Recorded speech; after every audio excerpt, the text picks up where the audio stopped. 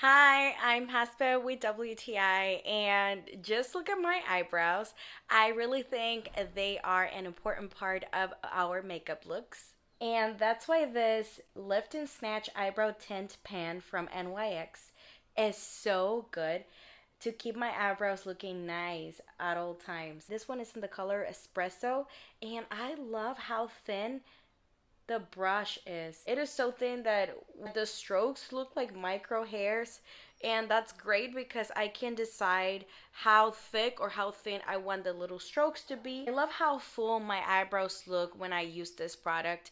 I do have thick eyebrows myself, but I always want to make them look fuller and thicker, and this eyebrow tint pen has done what I was looking for. It is smudge and transfer proof, so I don't make any mess while applying it onto my eyebrows. The brush tip is so flexible, so that allows me to create the design I want on my eyebrows. Some people have complimented my eyebrows lately, and they think that the strokes are my actual hairs, but not really because they do look like hairs.